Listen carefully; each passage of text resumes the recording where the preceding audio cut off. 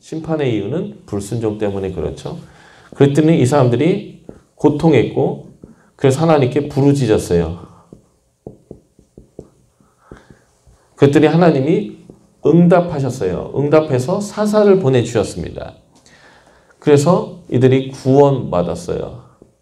그래서 평화의 시기가 있었습니다. 그런데 이들이 또 타락해요. 이게 사사기에 나오는 사이클인데 사사기에 이런 사이클이 몇 번 나올까요? 7번이나 나와요.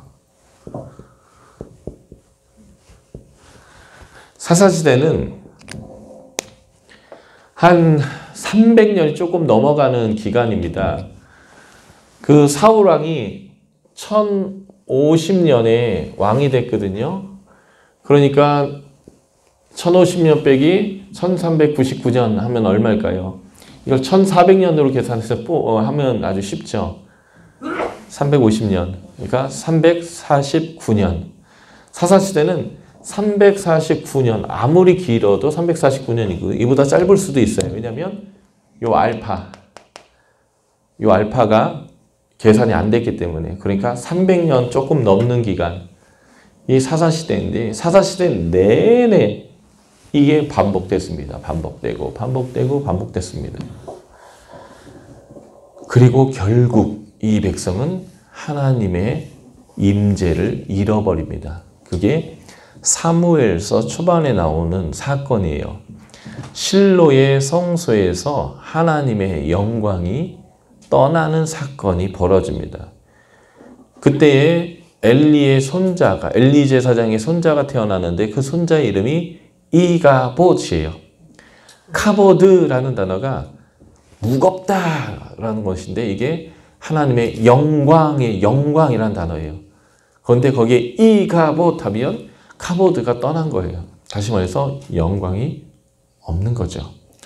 출애굽기 40장에서 하나님이 영광이 성막 안에 임재하셨는데 그 하나님의 영광이 떠나는 사건, 이것이 바로 이가봇의 사건입니다. 하나님이 출애굽해서 1446년에 성막이 완성되고 1445년 1월 1일 날 성막이 완성되고 거기에 임재하셨던 하나님의 영광이 떠나는 사건, 이것이 실로의 성소가 파괴되고 하나님의 영광이 그들에게서 떠나는 사건이 되는데 이게 바로 성막의 파괴와 하나님의 임재와 영광이 상실되는 사건입니다. 하나님이 하나님의 나라를 세워주신 지 채 350년도 되지 않은 상황이에요. 하나님이 하나님 나라를 주신 지 채 20년에서 40년 안에 하나님을 모르고 우상을 섬기기 시작했는데 하나님은 300년 넘게 이 백성과 씨름하셨어요. 이 사이클을 가지고. 하나님의 신실하심으로 벌을 주면 이 백성이 회개를 해요. 힘드니까. 부르짖습니다. 그러면 하나님이 구원시켜줘요. 그러면 또 타락합니다. 저 같으면 3세판까지 했을 것 같아요. 근데 하나님이 지금 7번 이상 이것을 반복하면서 300년을 넘게 이 백성을 돌이키기 위해서 씨름하셨습니다. 그런데 결국은 하나님의 영광이 그들에게서 떠날 수밖에 없는 사건이 벌어졌습니다. 다시 말해서 이 사건은 하나님이 이 백성으로부터 버림받는 사건이에요. 이 백성이 하나님을 쫓아낸 사건이라고요. 하나님은 이 백성으로부터 쫓겨남을 당하고 싶지 않아서 이들에게 주신 것이 있는데 그게 뭔지 아세요? 대속죄일이에요. 이스라엘 백성이 죄가 있으면 하나님과 함께 거할 수가 없습니다. 그래서 하나님이 이들의 죄를 용서하기 위해서 무엇을 했냐면 출애굽기 40장 성막이 완성됐을 때 하나님 그 영광이 그 성막에 딱 임했는데 그 하나님의 영광이 임한 그 순간 하나님이 모세를 부르셨어요. 그게 레위기입니다. 레위기의 히브리 성경 이름은 그가 부르셨다는데 왜냐하면 레위기 1장 1절이 그가 부르셨다라는 말로 시작하기 때문에 그래요. 하나님이 모세를 불렀는데 부른 이유가 뭐냐면 자기가 임한 성막에서 하나님이 제사를 받고 그들의 죄를 용서하겠다는 거예요. 그래서 레위기의 시작은 사람이 범죄를 드리려거든 이렇게 시작돼요. 그래서 레위기에서 1장부터 6장까지는 제사법들을 달아요. 그래서 하나님이 번제, 소제, 화목제, 속죄제, 속건제를 통해서 너희의 죄를 용서하겠다라고 결정하시는 것이 레위기의 시작점이에요. 그럼에도 불구하고 이 백성은 하나님에게 매번 나올 수가 없었어요. 왜냐하면 성막이 하나거든요. 근데 그 성막 하나가 서울에 있다고 생각해 보세요. 여러분들이 죄를 졌어요. 근데 오늘만 짓나요? 내일도 짓죠. 모레도 짓죠. 매일매일 져요. 죄 질 때마다 포항에서 서울까지 KTX를 타고 매일 올라갔다 내려갔다 한다고 생각해 보세요. 지금이야 KTX가 있으니까 하루 만에 갔다 온다고 치고 그거 없었을 때는요. 이스라엘 백성들 같이 올라가서 제사를 드리고 내려오다가 대전쯤에 또 죄 짓고 다시 올라가고 집에 왔는데 아내가 또 왜 이렇게 늦게 왔냐고 또 그래가지고 소리 지르고 또 싸우다가 또 죄가 돼가지고 또 올라갔다 오고 이럴 수 있잖아요. 그래서 하나님이 니들이 매번 못 올 거를 알았어요. 그래서 1년에 끽 해봐야 한두 번 올까 말까 하니까 죄 해결하려고. 그래서 하나님이 제시한 게 뭐냐면 제사장이 성막에 있으면서 아침에 한 번, 저녁에 한 번 불특정 다수가 어떤 죄를 어디서 어떻게 질지는 모르지만 걔들을 위해서 네가 제사를 드려라, 번제를 드려라 해서 아침, 저녁으로 드렸어요. 우리 죄를 하나님이 계속적으로 무슨 죄를 졌는지 우리가 가서 고백하지 않아도 용서하기로 결정하고 참으시는 거예요. 그런데 그런 과정에서 죄가 어디까지 밀고 들어오냐면 지성소까지 밀고 들어와요. 죄가 오염이 돼서. 그래서 지성소에서 하나님이 쫓겨날 판이 매번 일어납니다. 그래서 하나님이 이 백성과 함께 거하고 싶어서 1년에 하루 지성소의 휘장을 열어주십니다. 그때 제사장들이 피를 들고 가서 지성소를 정결케 하는 날이 무슨 날이에요? 대속죄일이에요. 대속죄일은 그래서 이스라엘 백성이 죄가 용서되는 날이지만 직접적인 의미는 하나님의 지성소를 피로써 정결케 청소하는 날이에요. 쫓겨나고 싶지 않은 하나님의 마음이 담긴 날이에요. 이게 바로 예수님의 십자가를 예표하는 대속죄일인데요. 그렇게까지 하고 300년 이상을 하나님이 버텼는데요.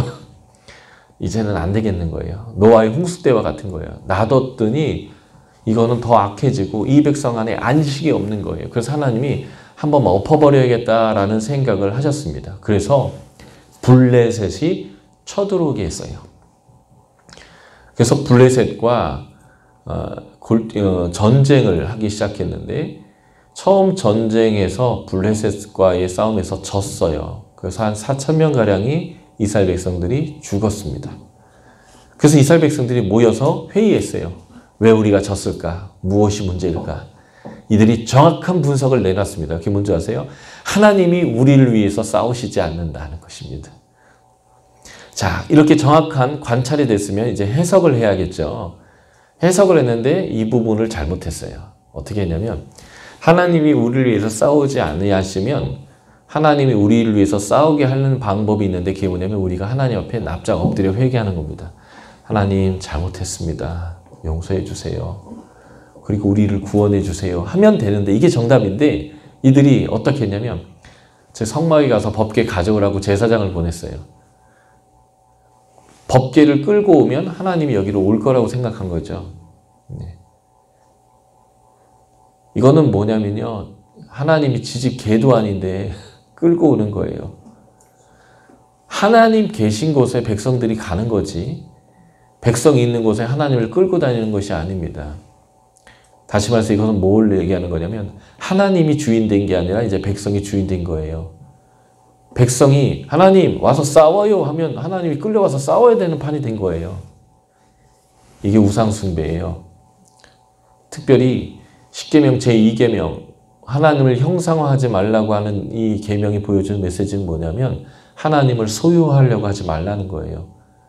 우리가 하나님의 소유가 되어야 하고 우리가 하나님을 향하여 나아가야 하지 하나님을 우리의 소유로 삼아서 딱 우상으로 만들어서 내가 갖고 있고 내가 필요할 때는 나를 구원하세요 하고 내가 필요 없을 때는 내가 죄 져야 되는데 그 신상이 나를 쳐다볼 때는 덮어버리거나 뭐다 뒤에 서랍에 넣어버리는 거죠. 나의 도구가 되는 하나님. 그게 바로 제2계명이에요. 하나님 그거 원치 않는다는 거예요. 니들이 내 소유가 되어야 되고 니들이 내 종이 되어야 하지 니들이 나를 너희의 도구로 삼지 마라. 바로 이 2계명을 어긴 게 뭐예요? 성소에 가서 법궤를 데리고 온 거예요. 자기네 집 개도 아닌데 제사장 보내서 가지고 왔습니다. 처음에 법궤가 이스라엘 진내에 들어올 때에 이스라엘 백성들이 환호성을 질렀어요. 이젠 살았다. 착각이죠. 그랬더니 블레셋 사람들이 무슨 일이냐 알아봤더니 그 애굽에서 그 난리를 치고 애굽을 징벌했던 그 신이, 그 전쟁에 능한 신이 지금 이 전쟁터에 왔다는 거예요.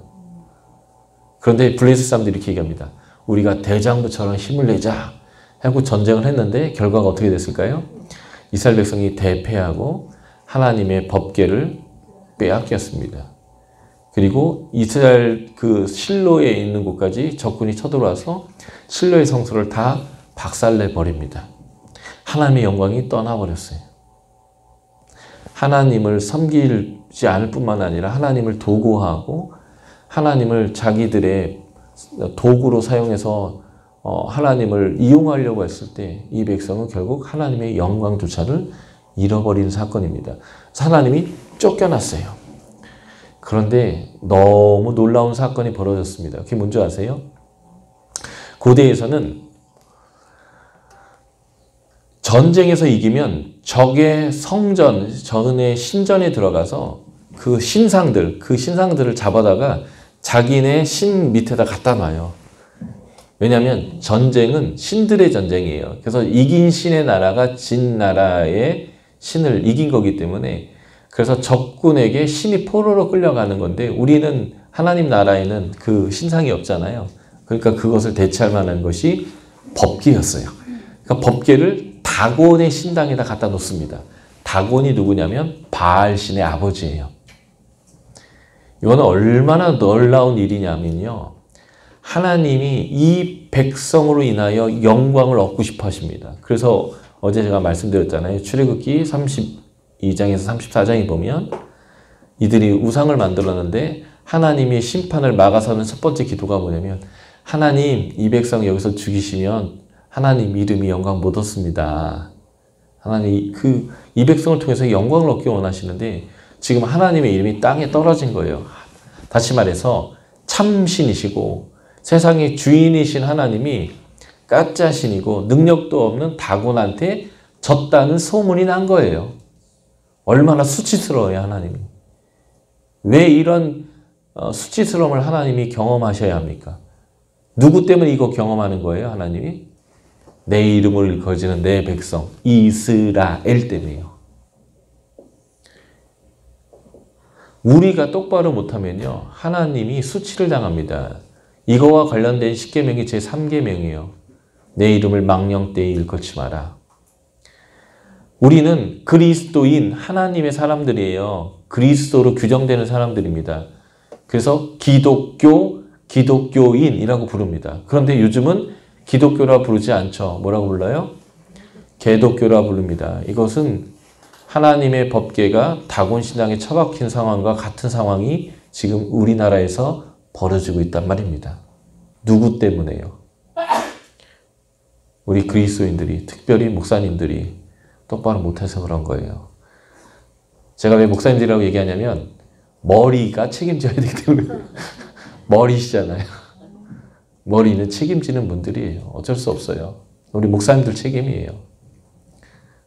충성되이 죽을 똥 살 똥 하나에 배서 모든 삶을 드렸었지만 어쨌든 목사님들 책임이에요. 리더들의 책임입니다. 우리 기독교가 하나님의 이름을 높이고 사람들이 하나님께 영광 돌리고 하나님의 백성 되고 싶어하는 갈망을 이루는 게 아니라 개독교, 먹사들, 잡사들 이런 소리를 듣는 것은 참 안타까운 일입니다. 원래 세상은 하나님을 모르고 하나님의 백성을 모르기 때문에 기독교를 욕하는 것이 정상입니다. 근데 그 정상이다 할지라도 왜 너희들은 예수만 구원 있다라고 하냐? 너희는 좀 이상해. 이런 식의 욕을 먹는 건 당연한 건데 우리의 부도덕함 때문에 우리의 비상식적인 모습 때문에 하나님의 뜻을 따라 살지 않기 때문에 하나님의 영광을 받지 못하는 이 상황은 우리가 욕먹을 상황이 아니라 잘못된 상황입니다. 어쨌든 지금은 이 사사시대와 하나님의 영광이 떠났던 때와 굉장히 비슷해요. 이 말은 무슨 말이냐면 정말 우리가 위기의식을 가져야 한다는 얘기입니다. 실로의 성소에서 하나님의 영광이 떠난 것처럼 하나님의 영광이 떠날 수 있는 상황이라는 거예요. 지금 우리가 그래서 굉장히 중요한 위기의식을 가져야 되는데 여기에서도 아주 재미있는 일이 벌어집니다. 그게 뭔지 아세요? 포로로 끌려가서 다곤 신앙의 포로가 되었던 하나님이 스스로 영광을 나타내시는 일이 벌어지기 시작합니다. 내 백성이 내 영광을 나타내지 않는다면 스스로 하나님이 자신의 영광을 나타내시는 거예요. 처음에는 어떻게 하셨냐면 다곤이 하나님의 법궤에 인사를 하고 있는 거예요. 쿵 넘어져가지고. 원래 이게 가짜신이라는 증거가 뭐냐면 이사야에도 나오는데요. 스스로 못 일어나요. 그래서 그 다음날 제사장들이 들어왔는데 야 누가 이거 했냐 해가지고 이렇게 제사장들이 이렇게 세웠어요. 말도 못하고 움직이도 못하고 넘어지면 일어나지도 못하는 가짜신이에요. 근데 그 다음날 또 가봤더니 하나님이 그의 모가지와 손모가지를 다 부러쳐 놨어요. 모가지 뭐냐면 머리, 그의 권세, 그의 지도력, 가짜라는 거 똑 부러쳐 놨고요. 손은 뭐냐면 힘이에요. 파워. 손모가지를 똑 부러쳐 놨어요. 그러니까 하나님이 내가 참신이다라는 것을 가지고 이 신을 징벌하는 거예요. 그러니까 다곤은 아무것도 아닌 거죠. 그때로부터 하나님이 블레셋을 치기 시작하는데 블레셋은 5개 부족 연맹체예요. 이스라엘은 12개 부족 연맹체고요. 그래서 블레셋은 5개 도시로 연결되어져 있는 국가였어요. 5 부족이 하나의 도시씩. 그래서 법궤가 이 한 부족을 치기 시작했어요. 그랬더니 그 고난을 당하고 어려움 당하는 부족들이 옆 도시로 법궤를 옮겨버렸습니다. 그랬더니 그 법궤가 간 도시가 또 초토화됐어요. 그랬더니 또 옮겼어요. 또 초토화됐습니다. 하나님이 5개의 도시를 완전히 초토화시켜버렸어요.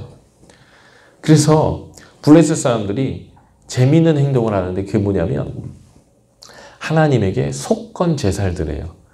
속건 제사는 속죄 플러스 우리가 당신한테 잘못했습니다 하면서 보상까지 하는 제사예요. 그래서 하나님에게요. 금 10덩이를 드리는데 자신들의 몸에 났던 독종의 모습, 종기의 모습으로 각 도시마다 하나씩 해서 5개.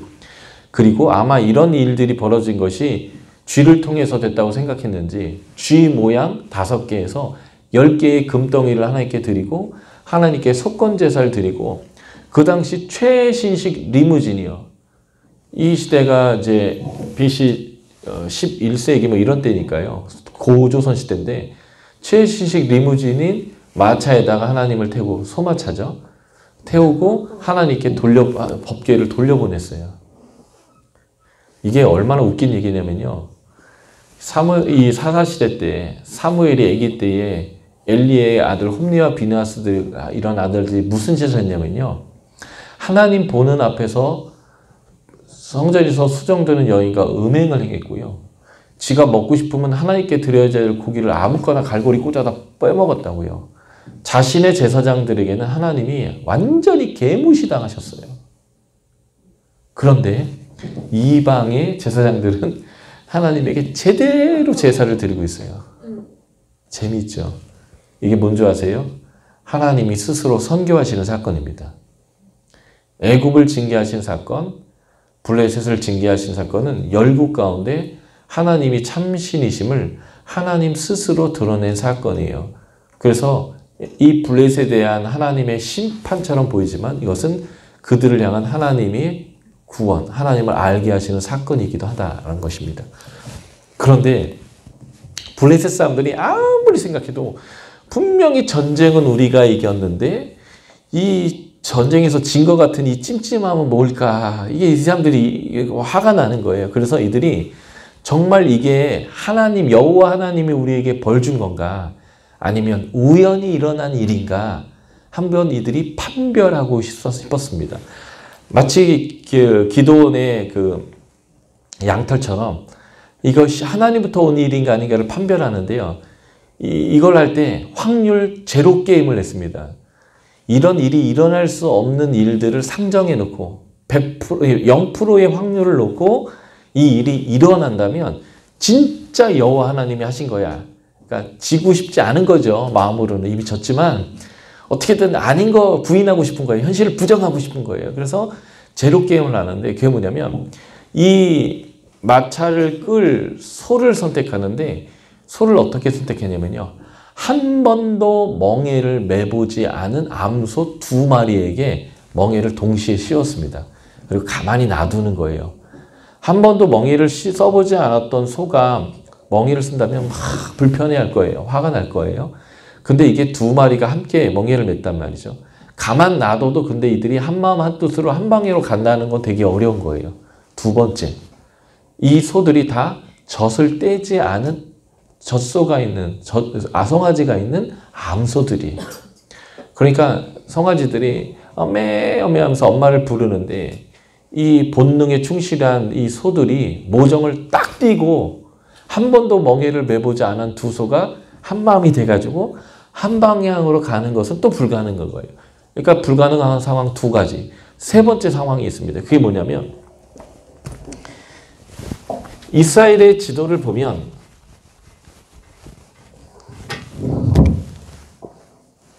여기가 갈멜산이고요. 이렇게 해변 지역이 블레셋 땅이에요. 그리고 요 위가 이스라엘 사람들이 사는 산지입니다. 특별히 예루살렘 같은 경우에는 800m예요. 이쪽 해변은 0으로 시작하고요. 근데 여기서 여기까지가 몇십 킬로밖에 되지 않아요. 해발 0에서 해발 800까지 몇십 킬로니까 어떤 거예요? 쭉 언덕이에요. 대관령이 한 800 되거든요. 그래서 지금은 고속도로가 잘 나서 그런데 옛날에 강원도 가려면 이제 강원도 들어서면서부터 대관령까지가 꼬불꼬불꼬불꼬불꼬불꼬불꼬불꼬불 했고 요즘은 차가 좋아서 그런데 옛날 차들은 달달달달달 하면서 올라갔어요. 예. 굉장히 가파른 언덕이 계속되고 있습니다. 그런데 한 번도 멍에를 매보지 않는 암소들이 한마음 한뜻돼서 모정을 띄고 가만 놔뒀는데 산지로 쭉 올라갈 확률이 있을까요? 없을까요? 없어요. 그러니까 우리가 진 게 아닐 거야. 우리가 진 게 아닐 거야. 이건 우연히 일어나는 거야. 지금 그러고 이제 상황을 딱 놨는데 당황하게 실이 딱 놔뒀는데 쭉 산으로 올라가는 거예요.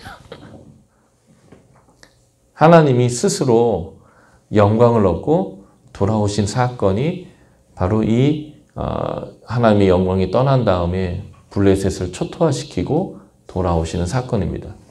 우리 하나님이 이런 하나님이세요. 개독교 소리 들으면서도 얼마든지 우리를 용서하고 우리와 함께하고 싶어 하시고 우리에게 돌아오고 싶어 하시고 우리에게 은혜를 주고 싶어 하시는 하나님이에요. 어떻게 해야 돼요? 돌이켜야 합니다. 재밌는 일이 벌어져요. 바로 이렇게 하나님이 돌아오시는 일과 함께 어떤 일이 벌어지냐면 사무엘이 미스바에서 우리가 여호와께 돌아가자라는 부흥을 일으킵니다. 거기에 법궤를 가져온 게 아니에요. 전쟁에 하나님을 끌고 온 것처럼 법궤를 가져온 게 아니고요. 그냥 그들이 하나님께 우리가 돌아가자라고 하는 회개 운동을 시작했습니다. 큰 부흥이 일어나요. 그 부흥의 증거가 뭔지 아세요? 이스라엘 백성이 모였다는 소식을 블레셋 사람들이 들었어요. 그렇지 않아도 전쟁에서 이겼는데 진 것 같은 이 속 시끄러운 상황에 이스라엘 사람들이 모였다니까 전쟁을 일으켰어요. 블레셋 사람들이. 야, 왜 모여? 하면서 전쟁을 일으켰는데 그 전쟁에서 이스라엘이 이겼을까요? 졌을까요? 이겼어요. 근데 그 싸웠던 곳이 우리가 잘 아는 에벤에셀인데요. 첫 번째 전투했던 곳과 같은 장소예요. 같은 장소에서 같은 민족끼리 똑같이 전쟁을 했는데요. 첫 번째 패배한 전쟁 때는요. 법궤를 끌고 왔음에도 졌지만 두 번째 전쟁에는 법궤가 없었는데도 이겼습니다. 전쟁에서 이기고 지고의 핵심이 뭔지 아세요? 우리의 마음이 여호와에게 돌아갔는가 아니면 여호와를 도구화했는가예요. 똑같은 장소에서 똑같은 민족끼리 똑같이 전쟁했는데 승패는 딱 명확하게 우리의 마음이 어디에 있는가, 하나님을 도구화했는가 아니면 하나님을 주인으로 삼았는가에 따라 확연히 갈라졌단 말이죠. 지금 이때에 우리가 사사시대와 같이 하나님의 이름의 영광을 드러내는 게 아니라 개독교 소리 듣고 있는 이때에 우리가 해야 할 일이 무엇일까요? 법궤를 소유하고 하는 게 아니에요. 하나님을 우리 도구하고 복 주시옵소서, 복 받기 원합니다. 복 주는 하나님에서 복만 달라고 막 이러지 마시고 우리의 마음을 쪼개고 하나님에게 돌아가서 하나님, 우리가 죄를 졌습니다. 우리가 주님께 돌아가고 싶습니다. 내가 주님에게 돌아가고 싶습니다. 주님의 임재를 사모합니다라고 우리가 하나님께 나아가야 될 때입니다. 하나님은 알아서 돌아오시는 분이에요. 나에게 수치를 주고 나의 영광을 땅에 떨치고 참신이 가짜신의 포로가 되는 수치를 당하셨음에도 불구하고 자기 백성에게 돌아오시는 하나님이에요. 그들과 함께 거하시길 원하시는 하나님입니다.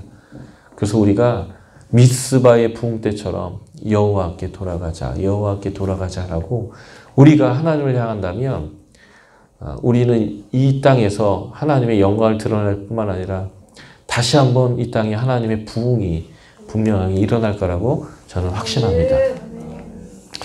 그래서 하나님이 돌아왔는데 어떤 일이 벌어지냐면요.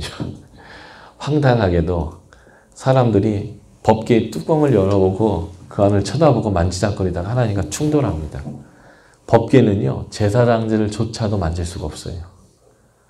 그래서 제사장들이 나무를 꽂아서 들고 다녀야 되는 건데 백성들이 그걸 열어봤어요. 하나님과 충돌했습니다. 그랬더니 이들이 어떻게 했냐면 산지에 20년 동안 하나님 법궤를 처박아 놓습니다. 하나님을 2번 버렸습니다. 자기 백성에게 자진해서 돌아온 하나님을 그렇게 함부로 대하고 산지에 갖다 넣어버렸어요. 무섭다고. 하나님 2번 버려졌는데 그 버려진 상황에도 불구하고 미스바의 붕이 일어난 거예요. 하나님이 참 우리 하나님 대단한 분이에요. 어떻게 하셨을까요? 나는 인자하다. 나는 자비하다. 나는 노하기를 더대하겠다고 하나님이 자기를 산지에 처박아 놨는데도요. 이런 태도를 취하시면서 미스바의 부흥을 하나님께서 일으켜 주신 거예요. 이스라엘 백성에서 싸워주신 겁니다. 그런데 더 놀라운 일이 벌어집니다. 이게 뭔지 아세요? 사무엘이 늙었어요. 그리고 사무엘이 그의 아들들을 사살을 시켰는데요. 하여튼 아들들에게 교회를 이렇게 세습하는 건 하나님 뜻이 아니에요. 아들들에게 넘겼는데 그 아들내미들이 뇌물을 받고 재판을 막 잘못해요. 그러니까 백성들이 불안해하기 시작했어요. 모세 때와 똑같아요. 모세가 안 내려오니까 불안했잖아요. 지금 사무엘이 늙고 그의 아들내미들이 똑바로 못하니까 백성들이 불안해지기 시작했습니다. 하나님을 신뢰하는 게 아니라 꼭 영적 지도자를 신뢰해요. 그래서 이 백성이 하나님께 뭘 구했을까요? 왕 달라고 합니다. 열국처럼 왕을 달래요. 하나님이 3번 버려졌습니다. 사무엘이요, 상심하고 있었어요. 근데 하나님이 사무엘에게 나타나서 이렇게 얘기합니다. 야, 네가 버려진 게 아니고 내가 버려졌어. 그럼 하나님이 뭐라고 얘기하냐면 왕 세워라. 인자하고 자비하고 노하기를 더디하시는 하나님으로 원하면 세워줘라. 그래서 이스라엘 왕은 어떤 왕이냐면요. 하나님이 왕 되게 하시는 왕이에요. 자기가 왕 되는 게 아니고요. 이 땅에 하나님이 왕 되게 하는 왕. 이게 성경에서 말하는 이스라엘의 왕입니다. 왕 세워라, 세워줘라 했습니다. 그 왕 세워준 왕이 누구예요? 사울왕입니다. 사울왕은 하나님만 의뢰할 수밖에 없는 환경의 왕이었습니다. 왜냐하면 베냐민 지파였기 때문에 그래요. 사사기서에 보면 사사기서 마지막 장 19장부터 21장에 보면 제사장 레위인이 아내를 뒀는데 아내가 음행을 행했어요. 원래 제사장은 그런 아내를 두면 안 되거든요. 근데 그 아내가 처가로 도망가 버렸는데 그 여인을 데리러 가요. 그러니까 이 당시에 제사장과 레위인이 얼마나 타락했는지 보여주는 거죠.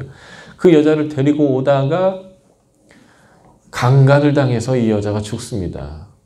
그래가지고 이 문제 때문에 11지파와 이 베냐민 지파와 전쟁이 나게 되는데 베냐민 지파가 져가지고 다 죽을 뻔했어요. 그래서 남자 600명 정도만 남았는데 그때 전쟁을 멈췄습니다. 다시 말해서 베냐민 지파는 지파 중에 가장 미약한 지파예요. 그 지파적인 배경을 가지고는 왕을 할 수 없는 아주 가장 미약한 지파에서 하나님이 이 사울 왕을 뽑았습니다. 이유가 뭘까요? 오직 하나님만 의뢰하도록.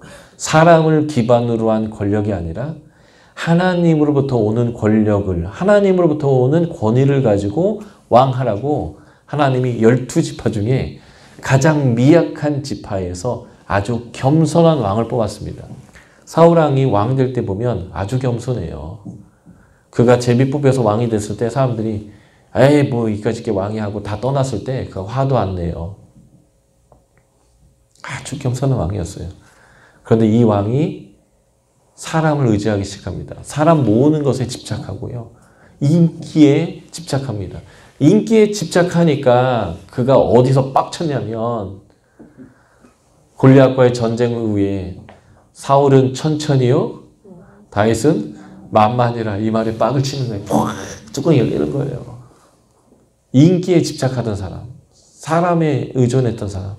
하나님은 하나님을 의존하라고, 사람에 기반하지 말라고, 숫자에 기반하지 말라고, 오직 하나님만 의뢰하라고 그 미약한 지파에서 왕을 뽑아줬더니 그 약점이 자신의 아킬레스건으로 생각하는 거예요. 그것이 강점이 되라고 하나님께서 말씀하시는 건데, 그래서 사람 모으는 거 집착하고 인기에 집착하고 그러다 보니까 다윗이 만만이란 소리에 너무 위기감을 느껴서 내 왕이 말고 네가 이제 필요한 게 뭐냐 막 이런 소리 해가면서 다윗에게 창을 던지고 죽이려고 하는 그런 모습들을 보이게 됩니다. 이 말은 무슨 말이냐면 하나님이 왕을 세웠는데 보고 불구하고 이 왕이 하나님을 의지하지 않는 거예요. 그러니까 하나님은 지금 4번 버리셨습니다. 이가봇 버려졌어요.